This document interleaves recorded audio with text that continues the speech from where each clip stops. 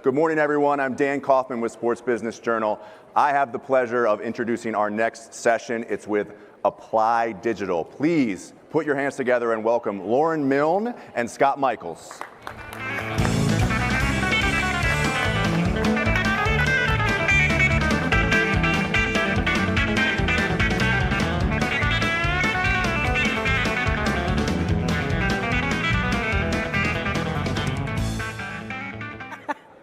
Gotta wait for the tune stand. There we go. Now you can hear me, right? Yeah. Okay. Good morning, everyone. Great to be here. As Dan said, I'm Lauren. This is Scott. You probably put that together. We're with Apply Digital. And if you didn't catch the video earlier, at Apply, we focus on all things kind of fan experience. So we build the digital products that make up that experience. We do large-scale technical implementations to power the total digital experience ecosystem. And we work with a number of folks in sports, entertainment, retail, and others. As you can imagine, AI has been a very important topic for us and for our clients for the last 12 to 18 months, depending on the client. You've all seen examples of really great AI-powered products out in the market. In this industry, we saw that at Tech Week, I guess that was last month. Yep. So we're not going to talk to you about how you can launch new market products. We want to talk to you about how you can better leverage AI yourselves to save yourself time. And the reason we want to start there is because conversations we've been having with our clients lately look a lot like this. They're feeling tremendously overwhelmed and behind when it comes to leveraging AI themselves. And the reason for that is because, the gap between what they know and understand and use today and what's on offer is widening very quickly. Just 2 weeks ago, we were at Google Cloud Next, and it was a fantastic few days. Google had some amazing launches that they announced, some new features, updates to existing models. But in that same week, we took a snapshot of headlines that were circulating. And not only did Google have a bunch of stuff going on, but so too did other tech giants, other vendors, solution providers, and other hyperscalers.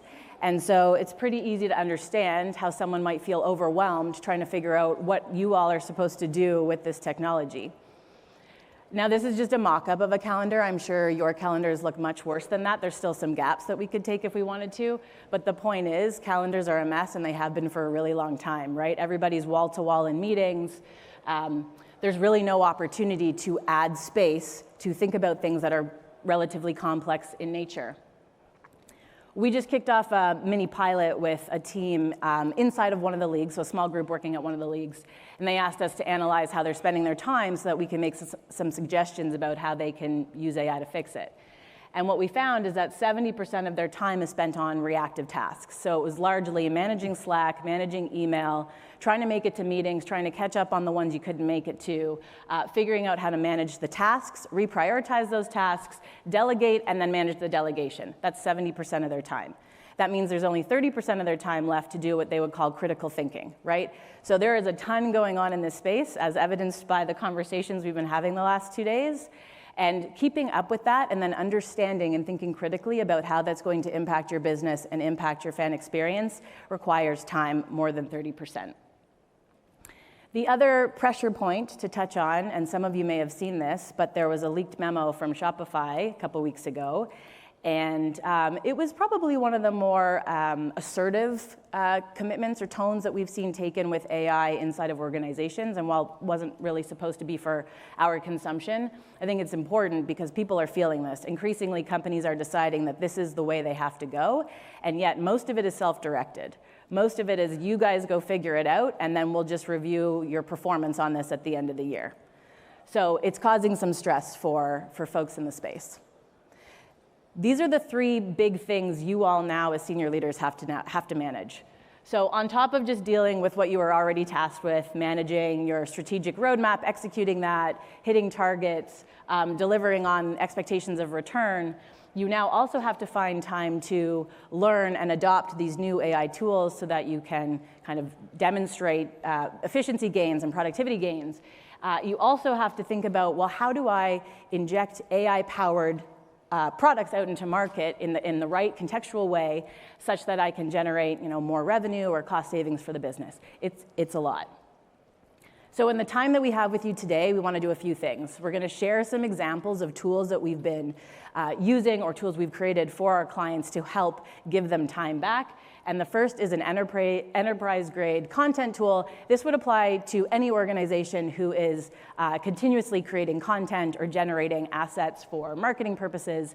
And then I'm going to pass it to Scott, and he's going to take us through tools that are some off the shelf, some custom that you could start using today. So we'll dive right in. This longtime client of ours came to us last January and said they were a lot of budget pressure to reduce cost on, these are anonymized figures, but in the neighborhood of $130 million annually spent across 100 partners on their content process.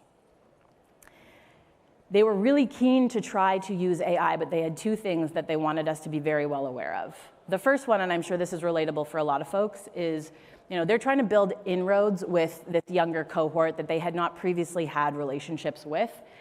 And this is a generation of consumer that expects you to really know who they are, of course, as we've been talking about for a while now, and create content that demonstrates that, right? Speak to them on an individual level. But their current process didn't allow for it, and even if it did, it would be completely cost prohibitive.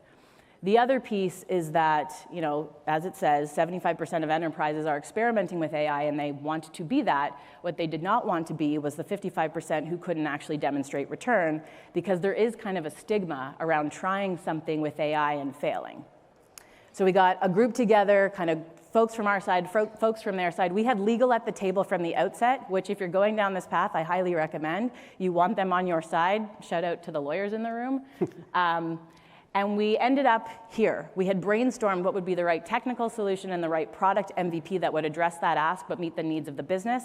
And it was this brand intelligent AI platform that consisted of these 5 different tools that you see here. It's all powered by, in this case, Google's Vertex AI suite, because they are a Google partner. And we started with one tool, and it was the Creative Concepts tool. So we had one brand who needed a bunch of concepts very quickly. They were a perfect candidate.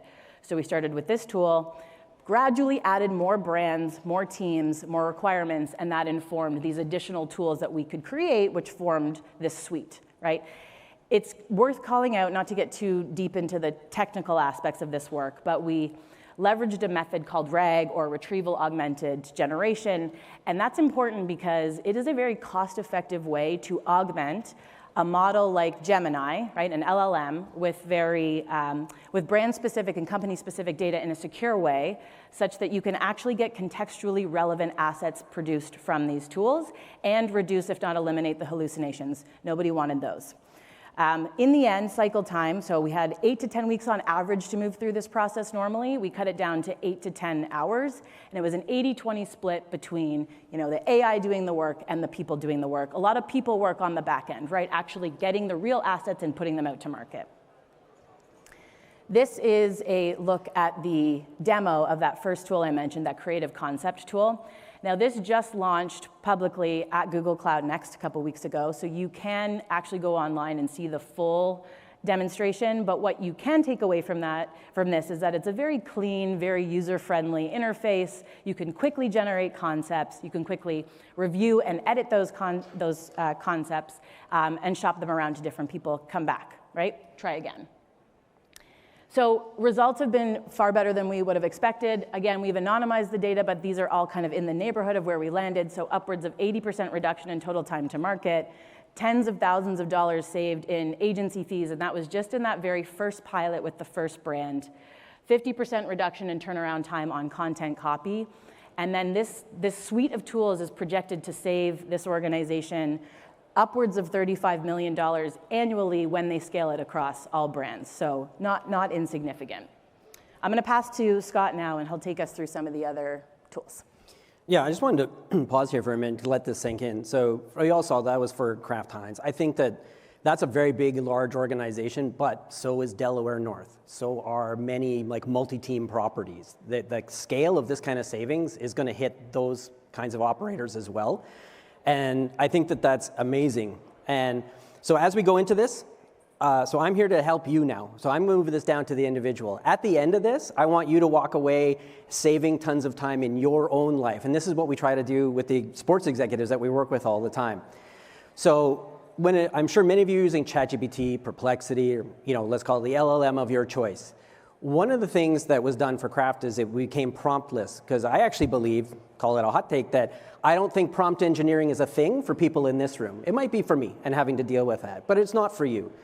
And as someone who does this all day, every day, and does tons of this work, the most used prompt I have is actually make me a better one.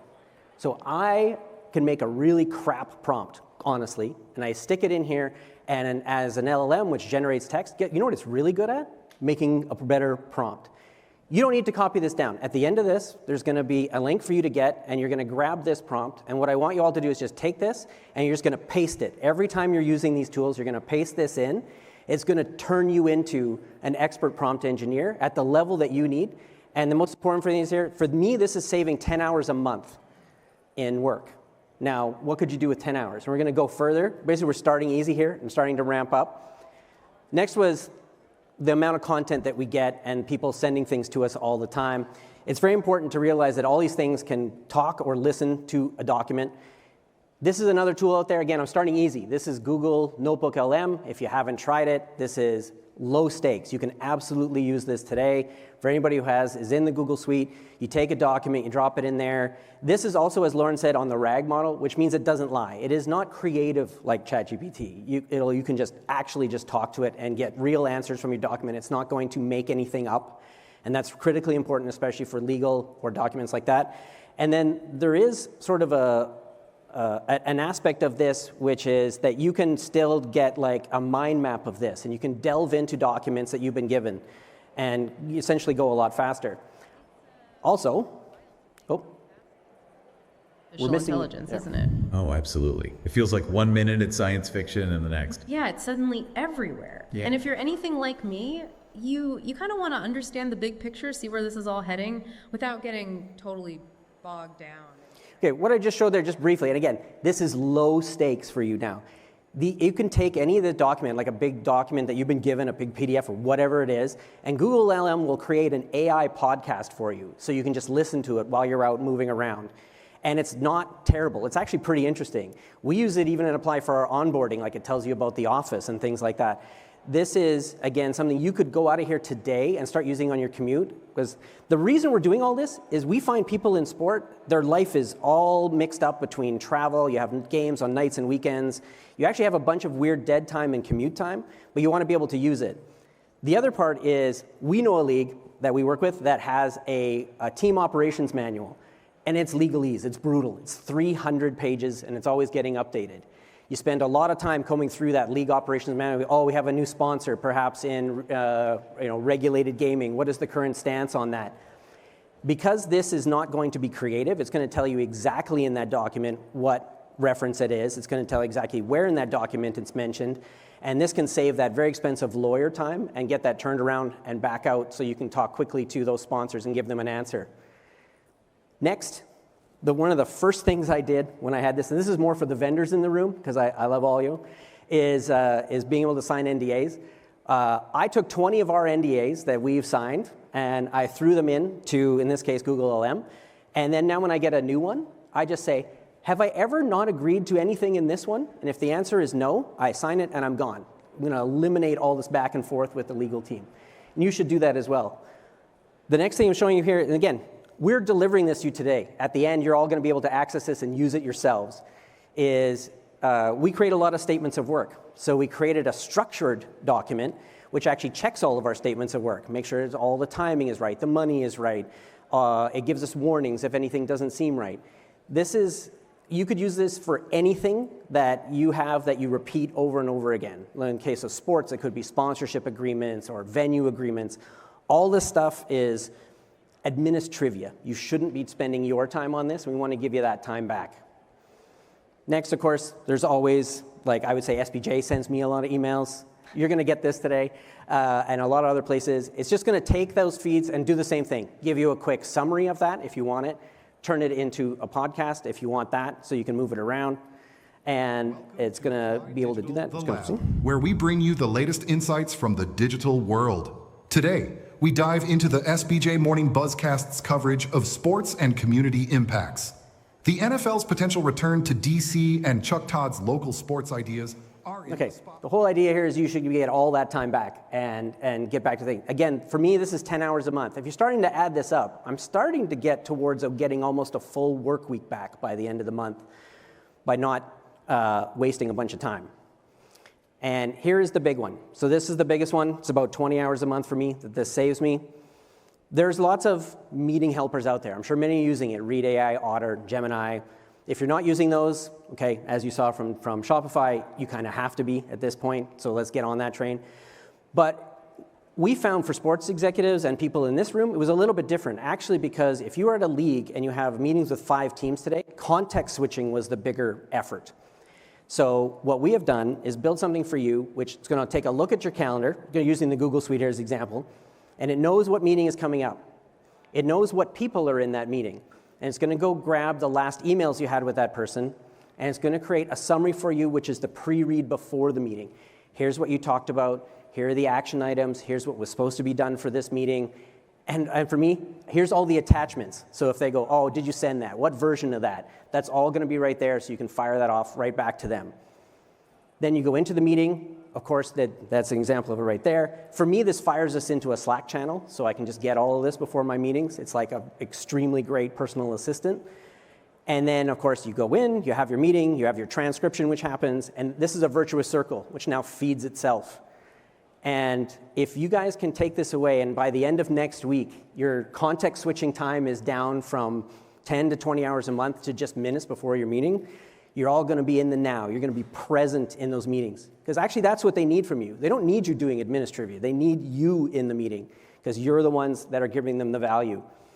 So that's us. We're going to put this time back on the clock for you. And we're going to do it through this. Just hit this QR code, and you'll get this playbook. All this stuff is in here. By the end of today, or even this afternoon, if you want to start using that quick make me a better prompt, I encourage you absolutely to be doing that. And just one more thing, as we finish up here, I want to have an ask of you, which is, instead of applause today, as we leave, these are the jingliest lanyards I've ever had in my life. So in lieu of applause, would you mind jingling us off the stage? Yeah, that's better. Awesome. I love that. Thank you so much. Thanks, guys. Jingle, I feel like I can't thank you, but thank you very much, Scott. Thank you, Lauren. A jingle, a round of jingles for Apply Digital. Thank you very much for that.